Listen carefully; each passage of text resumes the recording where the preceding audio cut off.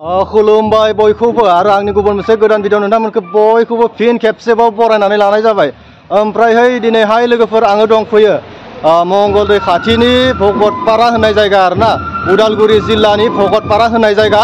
आरो बे जायगायावहाय मोनसे ओरैबायदि फरायसालि, जाय फरायसालियाव बर'नि ट्रेडिशनेल दामजु बा दामनाय मोसानाय गासैखौबो फोरोङो। आरो बेवहायनो आङो दान्दिसे नुजाथिफैदों। बे समावहाय दान्दिसे नुजाथिफैदों आरो नोंथांमोन आं भिडिअनि गेजेरजों दिनैनि बे ट्रेडिशनेल बड' मिउजिक फरायसालिनि फरायसा लोगोसे फोरोंगिरि गासैखौबो आं नोंथांमोननो दिन्थिलांगोन। नोंथांमोना भिडिअखौ जोबजासिम नायलां आरो नायनानै मोजां मोनब्ला एसे लाइक खालाम आरो चेनेलाव गोदान बावनानै एसे चेनेलखौबो साबस्क्राइब खालामना होनो दाबाव। फैदो बिदिब्ला नैबे समाव आंजों हाबलांदों। आरो गिबियावनो फरायसालिनि नामखौ जों नायग्रोनोसै। गिबियावनो फरायसालिनि मुंखौ नायग्रोनोसै। नै अफिस अफ दा मावखुलि दुलाराय बर' हारिमु आफाद, all Bodo' cultural organisation, Bhagatpara आनसलिक कमिटि, स्टेट 20 जुलाइ 1992, पिअ भगतपारा डिस्ट्रिक्ट उदालगुरि बिटिआर आसाम ओरै होननानै लिरनाय दङ। बे जाबाय मोनसे बर'नि ट्रेडिशनेल दामजु बा दामनाय बेफोरखौ फोरोंनाय जायो बे फरायसालियावहाय। दायो आं दान्दिसे समनि उनावहाय सिङाव हाबलांगोन आरो बेवहाय गोबां फरायसा फरायसुलि लोगोसे आरो साराबो दंखायो आरो आं नोंथांमोननो दिन्थिलांगोन। नायलांबाय थादो भिडिअखौ, गासैखौबो फारि फारि नुलांगोन। नैबे समाव दामनाया सोलिगासिनो। फैदो बिदिब्ला आंजों हाबलांदिनि।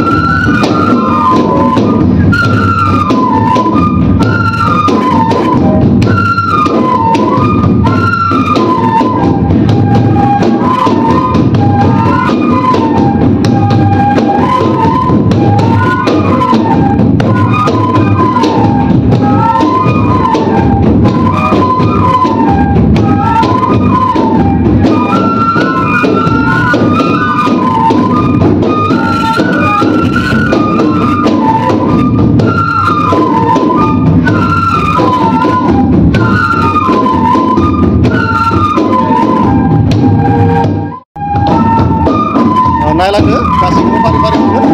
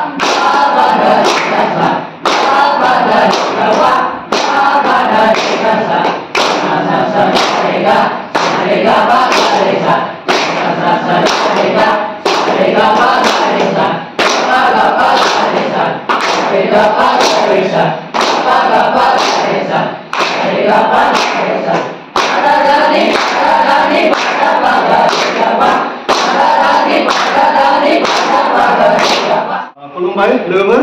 ओमफ्रायहाय आङो नैबे समावहा नोंथांमोननि सेरावहाय नैबे फरायसालिनि नैबे ट्रेडिशनेल मिउजिक फरायसालिनि फोरोंगिरि बिथांखौहाय आं दान्दिसे समनि उनाव सिनायथि होनो थांनोसै, सिनायथि होनो जागायनोसै।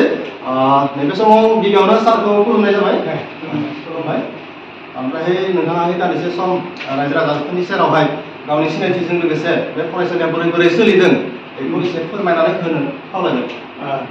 दे खुलुमबाय, आंनि मुङा मुस्रि बिद्युत साहारि, आङो भगतपारानिनो, गामिया जाबाय जामुगुरि। माने भगतपारा हालामाव जोंनि हारिमुनि जा बोहैनाय बोहैथि दाहार बेखौहाय लाखिलांनाय नाजानायजों जेनेबा थांनाय 2017 मायथाइनिफ्राय जोङो बे फरायसालिखौ गायसननाय जादों। 2017निफ्राय जों फोरोंबोदों आरो बियो माखासे बेस ओंखारलांबाय आरो माखासेया रोंबाय। आरो बेनि अनगायैबो जोंहा खेराइसालि हारिमु आफाद होननानै मोनसे जोंनि हारिमु आफाद दङ।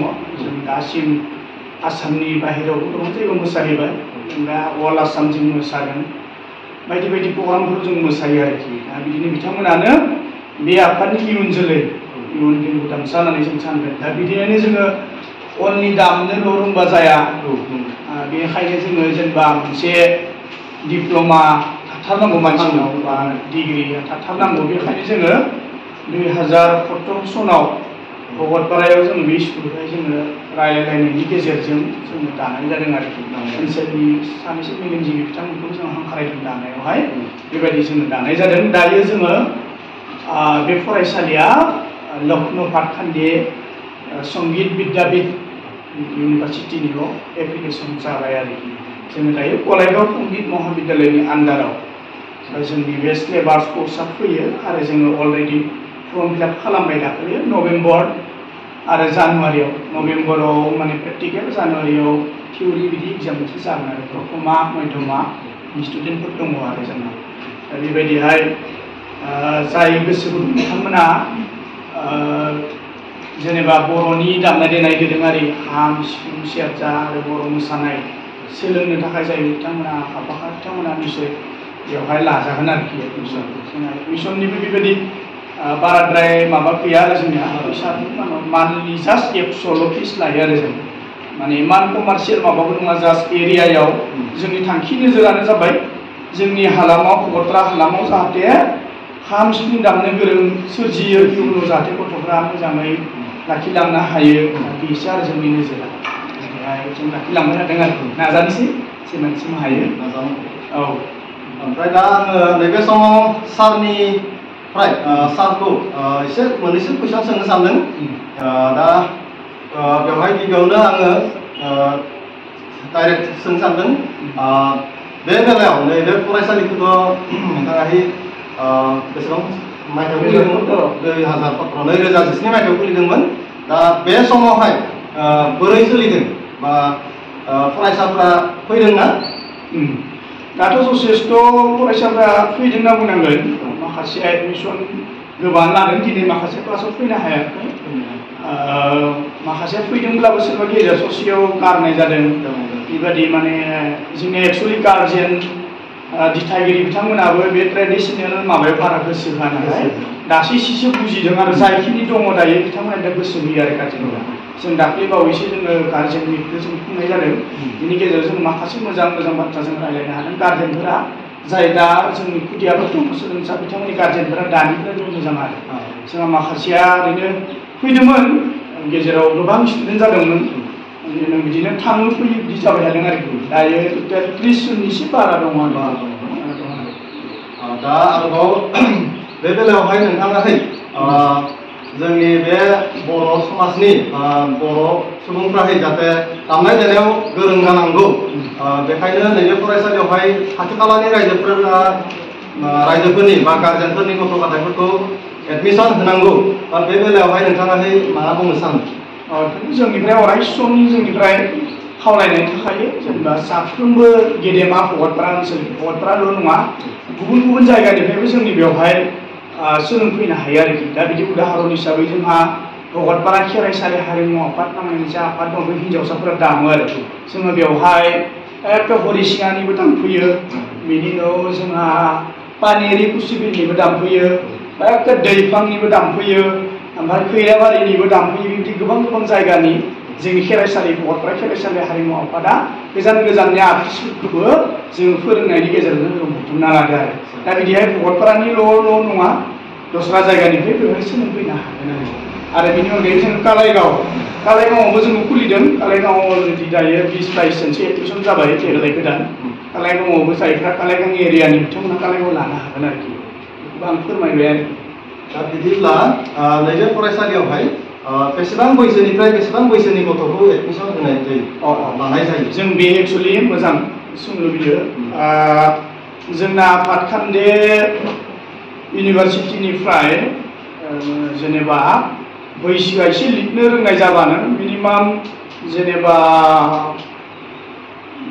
मा बुङो बेखौ क्लास 5, 6, 7 फोरनिफ्राय लानाय जादों आरोखि जों मिनिमाम 14, 13 बेफोरबायदिनिफ्राय आरोखि दा ओरैनो उन्दैबो दङ जोंनाव 10 बोसोरफोरनिबो दं जोंनाव सानैसो दं दैमानोमोना 10 बोसोरसोनि बिथांमोनाबो आखा रोंबाय आरोखि दा बिदिब्ला आरो नैबे फरायसालिनि फरायसुलिनि थाखाय मानो इउनिफर्मफोर होनाय जादों नामा इउनिफर्मालाय जों जेनेबा ओरैनो बानायदो आरो मोनसे निला गाब माने बे खौसेनि गाब जों अख्राङा जेरै गुवार फैलाव एकेबारे बेबायदि जोंनि हारिमुनि दामग्राफ्रा गोसोफ्रा बिबायदि जायो ओंथिया जादों आरोखि ओंथिया बे गाबखौ होदों निला ओमफ्राय आरो जग्राखौ इखौ लादों आरोखि आं जग्रायाबो निला कालार बिदि ओंथि दङ लोगोफोर ओमफ्राय जोंना गथ'फ्रा जेनेबा